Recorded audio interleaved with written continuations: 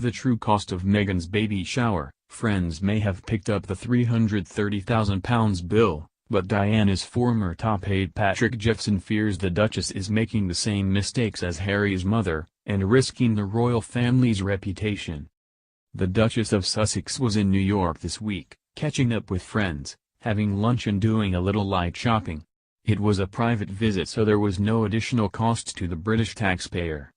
She is already back at work, flying the flag for Britain on a high-profile official visit to Morocco, where she and the Duke will promote diplomatic relations, boost UK interests and support humanitarian causes.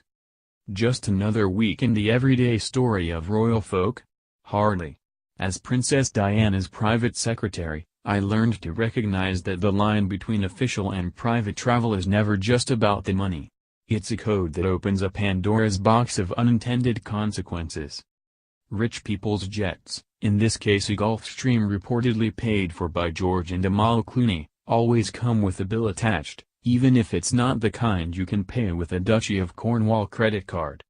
Favors must be returned, obligations quickly multiply, and pretty soon royal free riders are handing over their most precious assets, credibility and dignity, if not, please God, their lives. The uproar created in some quarters by Meghan's brief, but undeniably extravagant, Big Apple excursion could hardly have been greater if she had run naked down Broadway and burned a Union Jack in Times Square. But let's keep a sense of proportion here. A high-profile former actress, she happens to have rich celebrity friends, and, if they behave as rich celebrities usually do, then good luck to her, surely. Anyway, other members of the royal family, notably Prince Charles and Camilla, have often been known graciously to accept favors from the mega-rich, especially if there's a jet, a yacht or a private island on offer. Just don't tactlessly mention the environmental damage. This whole subject is a high hypocrisy zone, so instead, relax, enjoy the exotic pictures and remember the words of Jimmy Stewart's character, the cynical hack Macaulay Connor in the Philadelphia Story. The prettiest sight in this fine pretty world is the privileged class enjoying its privileges. Royal dramas of this kind tend to fizzle out pretty quickly, fit only for tomorrow's recycling bin.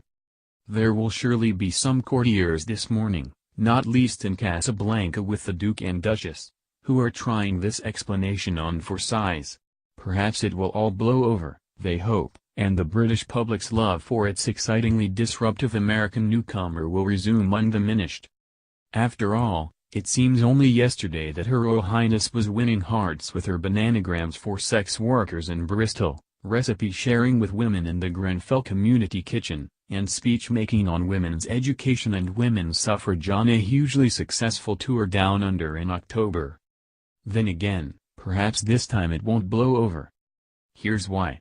The juxtaposition of the baby shower excesses of New York, even if the celebrations were, as reported, funded by her friend the tennis player Serena Williams, and the sober mainstream royal duty of Morocco represents a critical crossroads for the new Duchess.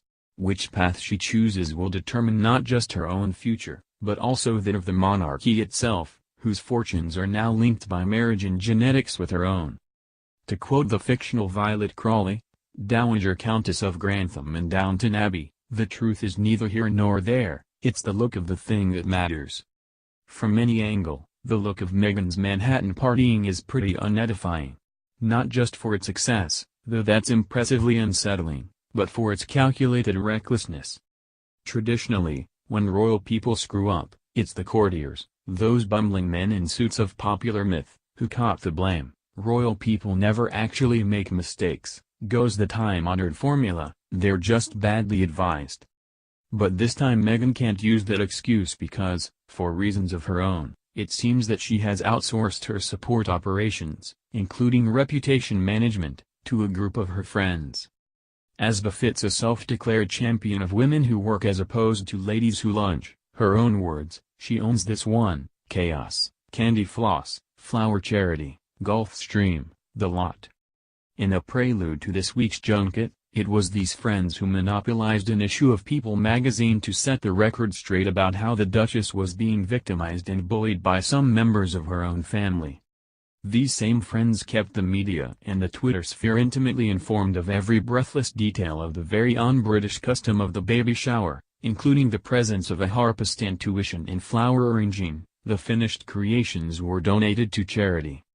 We might ask if this is merely a dreary attempt by Meghan's friends to catch a bit of royal limelight for their own ambitions, social and professional. Coincidentally, George Clooney has a new TV show, Catch-22, to promote, or if there is some other strategy at work in which these are just the early moves.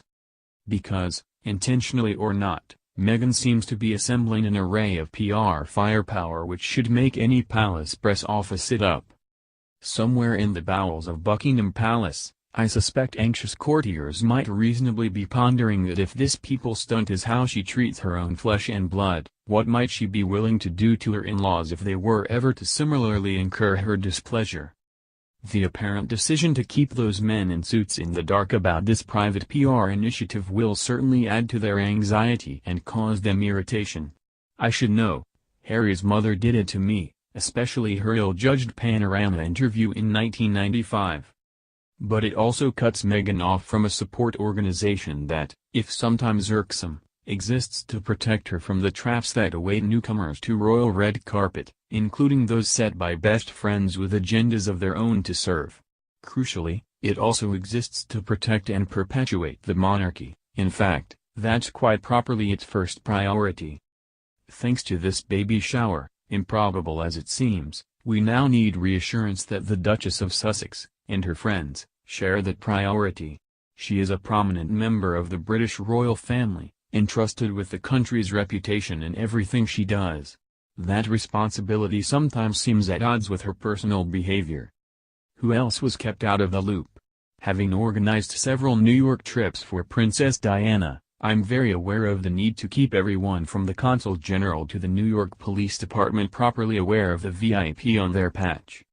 Perhaps the British Embassy in Washington had lots of warning of the treat in store, with ample time to orchestrate another faultless event of the kind for which British embassies are renowned the world over.